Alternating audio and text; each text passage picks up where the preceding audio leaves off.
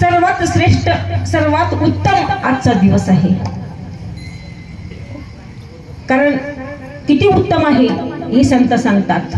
नरसिंह जयंती, रामनवमी, वामन जयंती, जन्माष्टमी आणि उत्तम शिवरात्री किती उत्तम आहे। आणि उत्तम शिवरात्रीच्या दिवशी माझ्यासारख्या पामराची सेवा। आज आमच्या अखंड हरिनाम सप्ताहाचा कितवा दिवस आहे? 6वा दिवस। 6वा दिवस माझ्याकडे आलेला आहे। उत्तम पर्वकाळी हा दिवस माझ्याकडे आलेला आहे। घेतलेला अभंग म्हणजे एकनाथ महाराजांचा आहे।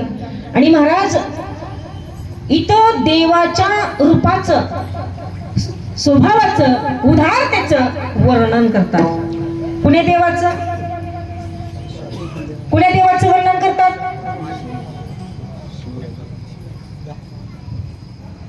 महादेवाचं, महादेवाच्या स्वरूपाचं, रूपाचं, त्यांच्या उदारतेचं वर्णन करतात। शिव भोळा चक्रवर्ती, त्याचे पाय माझी चित्ती। महाराज इथं महादेवाच्या उदारतेचं वर्णन करतात।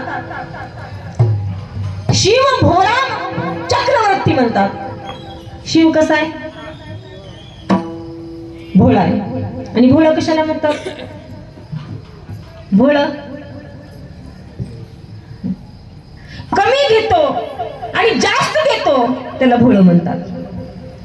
कमी घेतो आणि जास्त देतो याला भोळ म्हणतात। एखाद्या मावशीला म्हणावं, मावशी तुम्ही त्याच गाड्यावरून भाजीपाला का बरं घेता? दुसरीकडे का जात नाही? त्याच गाड्याकडे जाता तुम्ही, त्याच गाड्यावरून भाजीपाला घेता। ती मावशी म्हणते, ती मावशी आहे का गाड्यावाली? ती मावशी किलोचे पैसे घेते आणि 1.5 किलो भाजी देते आम्ही। काय 1 किलोचे पैसे घेते आणि 1.5 किलो भाजीपाला देते, म्हणून त्याला भोळ म्हणतात। मग महादेव कसं काय भोळे? तर महादेव ही कमी तपश्चर्या घेतो आणि जास्त वरदान आपल्या भक्ताला देतो, म्हणून त्याला भोळ म्हणले। शिव भोळा चक्रवर्ती, कमी तपश्चर्या घेतो आणि जास्त वरदान माझ्या भक्ताला देतो, म्हणून त्याला शिव भोळा चक्रवर्ती। किती एक अभंग आहेत। ए भोळ्या शंकरा, आवड तुला बेलाच्या पानाची। भोळ का म्हणले? तर कमी घेतो जास्त देतो म्हणून त्याला भोळ म्हणले। मग कुणाची तपश्चर्या कमी घेतली आणि जास्त दिली? सुंदर असं उदाहरण आहे, लक्ष देऊन ऐका बरं का। आमचे व्याघ्रपाद नावाचे ऋषी होते। व्याघ्रपाद आणि उपमन्यू हे 2 भाऊ धौम्य ऋषीची मुलं होते। धौम्य ऋषी आणि व्याघ्रपाल अशी तपश्चर्या करायची की घराकडे दाराकडे त्यांचे लक्षच राहायचं नाही, एवढी तपश्चर्या करायची। आणि उपमन्यू त्यांनाही देवाचं ध्यान, पण उपमन्यूला जास्त दूध आवडत होतं। काय आवडत होतं? दूध आवडत होतं। दूध आवडत होतं आणि ते आईला म्हणायचं, आई मला दूध दे। पण परिस्थिती गहन होती, परिस्थितीने त्यांच्या घरात गाय नव्हती, दूध भेटत नव्हतं। पण लेकराची तर इच्छा पूर्ण करायची आणि प्रत्येक आईला वाटतं माझ्या लेकराची इच्छा पूर्ण हो। प्रत्येक आई लेकरांना मागितलेलं सर्व काही कसंही कुण्याही परिस्थितीमध्ये त्याला उपलब्ध करून देते, कारण मातीची या चित्ती अवघीच बाळाची व्याप्ती सांगितले महाराज। आणि ते आई म्हणायची, बाळा तुला दूध आत्ता देते, आता देते। उपमन्यू दूध मागायचं, आई मला दूध दे। तेव्हा आई पिठामध्ये पाणी घालायची आणि ती खलवून आपल्या बाळाला प्यायला द्यायची। पिठात पाणी घालायची आणि खलवून आपल्या आई आपल्या लेकराला दूध प्यायला द्यायची। त्याला माहितीच नव्हतं दूध कसं राहते ते, त्याची चवच माहिती नव्हती। लहानपणापासून पिठात कालून पाणी कालून पेलेलं दूध त्याला माहिती। उपमन्यू दूध प्यायचा। आणि एक दिवस उपमन्यू आपल्या मित्राबरोबर बाहेर खेळायला गेला। बाहेर खेळायला गेला होता, पण ज्या मुलासोबत तो उपमन्यू खेळत होता तो राजाचा मुलगा होता। आणि खेळत असताना त्या राजाची बायको राणी साहेब ती आपल्या बाळाला हाक मारली, बाळा ये म्हणली घरामध्ये, दूध प्यायचा टाइम झालाय, ये घरामध्ये। तो राजाचा मुलगा म्हणतो, आई माझ्यासोबत उपमन्यू आहे, त्यालाही घेऊन येऊ का? आता त्याला काय कमी होतं? राणीसाहेब म्हणले, ये म्हणले उपमन्यूलाही घेऊन। उपमन्यूला घेऊन त्या राजाचा मुलगा आपल्या मित्राला घेऊन घरामध्ये गेला। आईनं गावरान गाईचं दूध खमंग असं तापवलं त्यामध्ये साखर टाकलं आणि दोन्ही लेकरांना प्यायला दिलं. राजाच्या मुलानंही दूध पिलं आणि उपमन्यूने एक घोट घेतला. दुधाची चव वेगळी लागली. दररोजचं दूध कसं होतं तुम्ही बोलत नाही का? पिठाचं दूध होतं आणि हे ओरिजिनल दूध पिल्यानंतर त्याला चव कळाली. ते विचारलं त्या राणी साहेबाला, आई साहेब याला काय म्हणतात? बाळा ह्याला दूध म्हणतात. पुन्हा त्या लेकरानं उपमन्यूनं दूध पिलं आणि पुन्हा विचारलं, आई साहेब खरं सांगा याला काय म्हणतात? ते आई साहेब त्या राणी साहेबांनी सांगितलं, बाळा अरे खरंच याला दूधच म्हणतात बाळा. गट गट गट उपमन्यूनं दूध पिल्यानं पळत आईकडे गेला. पळत आईकडे गेला. आईला सांगितलं, आई मला दूध प्यायचंय, मला दूध प्यायचंय म्हणल्यावर उपमन्यूची आई म्हणली आत्ता तयार करते. आईने सांग बाळ म्हणतं आईला, आई दूध तयार करतात का दूध काढतात? कसं असतं इकडं? दूध काढतात. तयार करते हे लक्ष, तयार करते म्हणजे हे लक्षात बाळाच्या आलं. बाळ म्हणू लागला, आई दूध तयार करतात का दूध काढतात? हे लोक कुठं तर काहीतरी पाहून आलं हे आईच्या लक्षात आलं. हे लक्षात आलं आणि आईनं ते उपमन्यूने विचारलं, आई खरं सांग मला दूध कसलं देतेस तू? तेव्हा सांगितली, बाळा आपली परिस्थिती घन आहे, आपली संसारामध्ये अडचण आहे म्हणली. आपल्याला गाय, आपल्यापाशी गाय नाही, दूध नाही आणि तू दूध मागतोस हे मला असं मनामध्ये कळवळ वाटतंय. नाही असं म्हणूच वाटत नाही म्हणून मी तुला इतके दिवस पिठामध्ये पाणी काढून दूध करून देत होते. हे बोलल्यानंतर उपमन्यू म्हणू लागला, आई खरं दूध कुठे भेटतं ग? खरं दूध कुठे भेटतं आणि देतं कोण हे सांग. कोण केली बाळा दुधाची उत्पत्ती? वाढवी श्रीपती सवेदनी. आईने सांगितले, बाळा दूध देणारा एक ब्रह्मांडाचा धनी आहे म्हणून सांगितली. दूध देणारा तो आहे, चालवणारा तोच आहे, बोलवणारा तोच आहे, देणारा तोच आहे. तुझी सत्य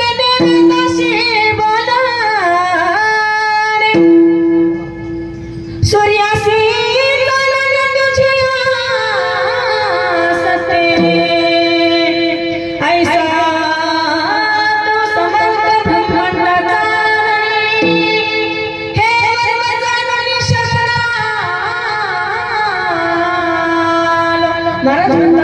सत्तेने वेदाशी बोलणे, सूर्याशी चालणे तुझी सत्य, सर्व सत्ताधारी तो देव आहे. म्हणून आई सांगते उपमन्यूला की बाळा दूध देणारा तो कोण आहे? आपला देव महादेव आहे म्हणून सांगितलं. महादेव आहे म्हणे. तो कुठे भेटतो? तो तपश्चर्या केल्यानंतर भेटतो. उपमन्यूने आईचं शब्द लक्षात घेतले आणि उपमन्यू एका अरण्यात जाऊन अशी तपश्चर्या करू लागले, अशी तपश्चर्या करू लागले. अनेक उपमान्य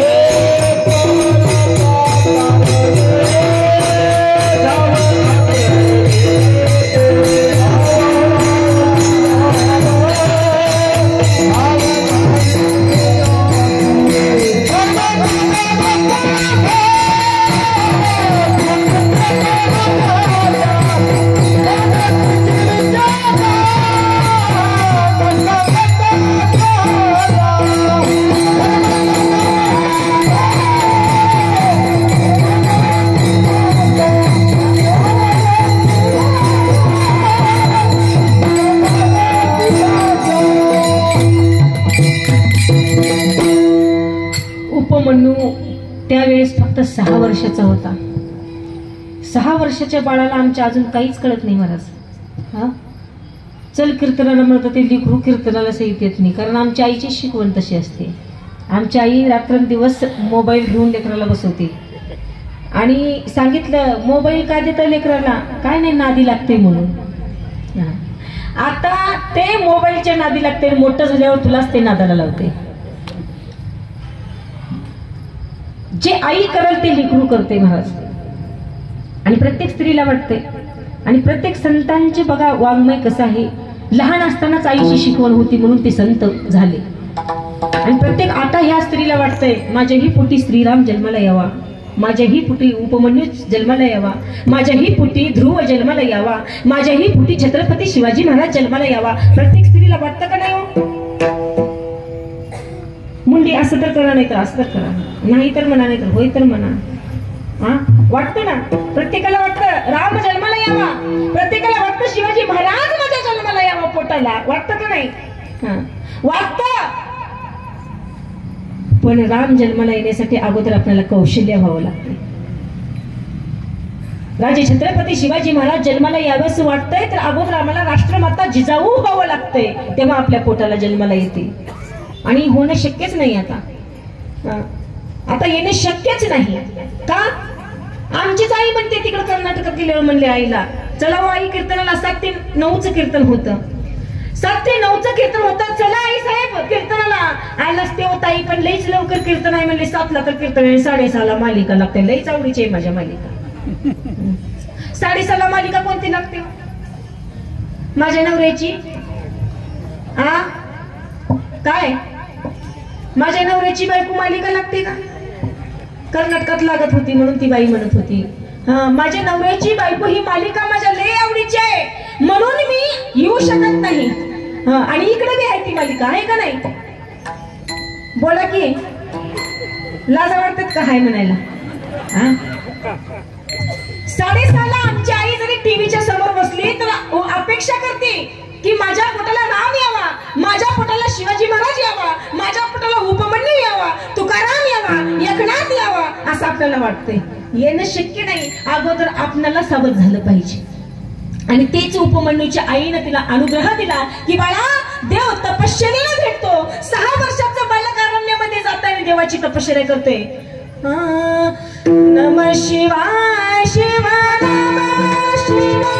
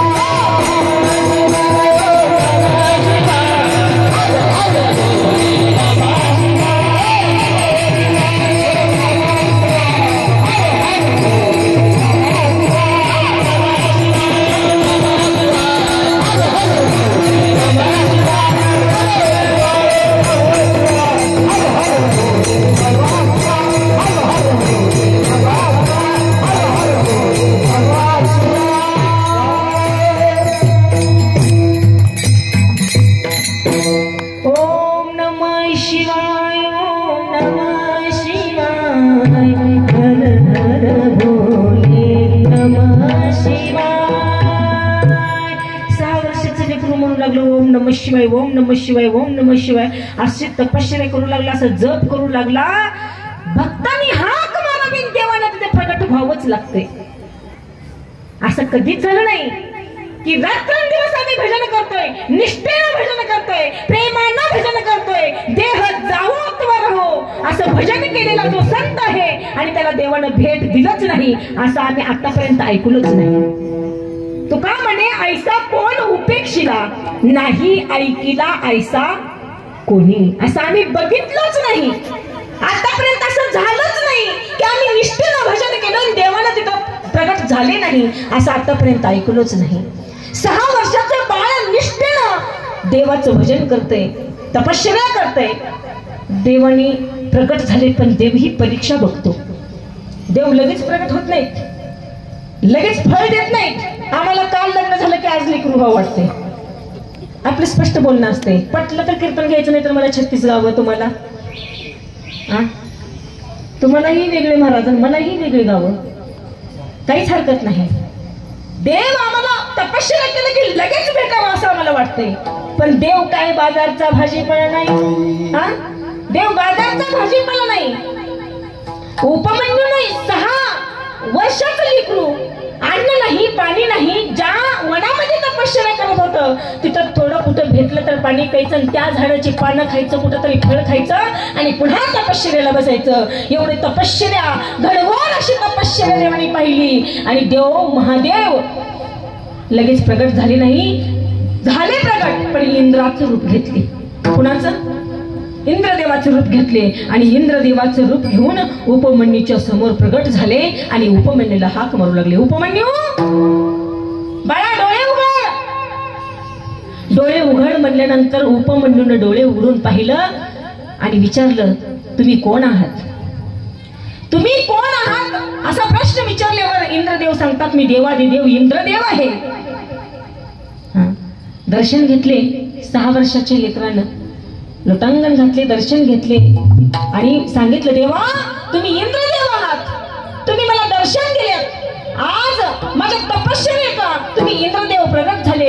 एक ना एक दिवस मला महादेव ही प्रगट होतील, एक ना एक दिवस मला महादेव ही प्रगट होतील.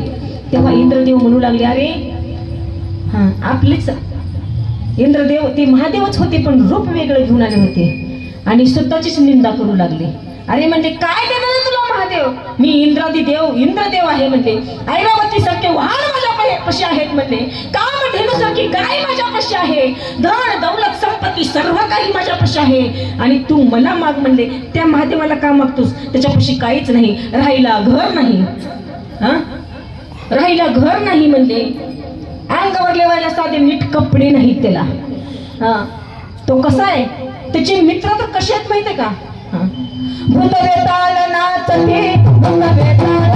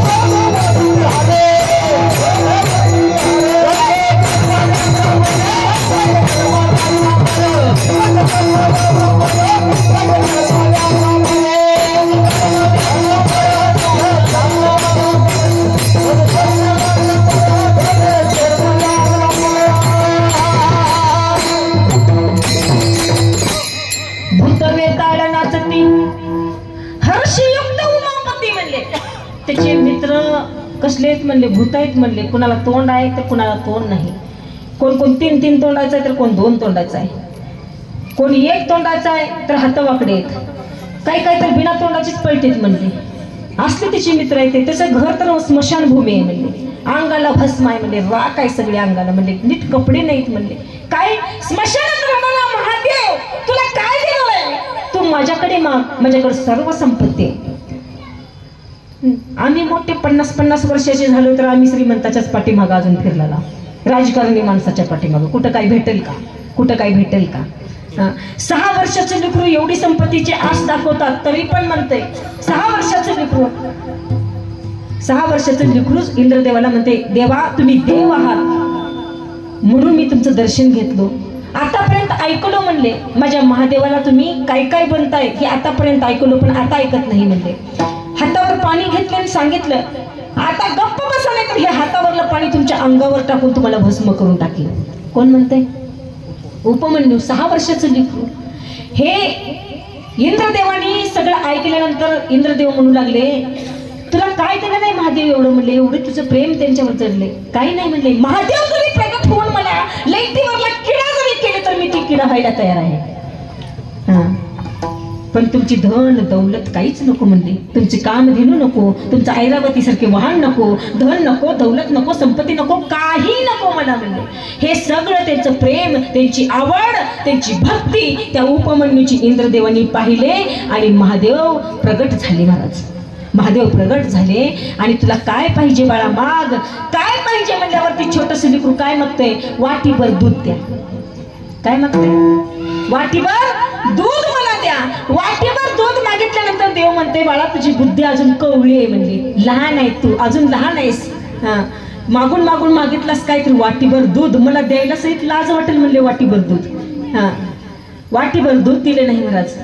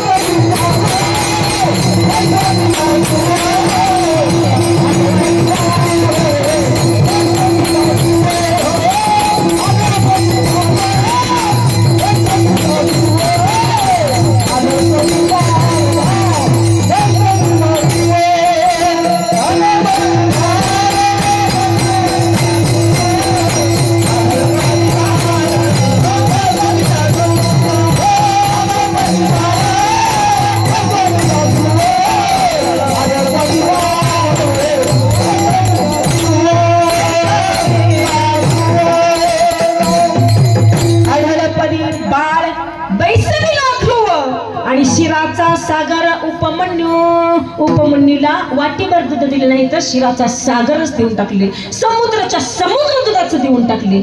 एवढं भोळा आहे म्हणून एकनाथ महाराज वर्णन करतात पहिल्या चरणामध्ये.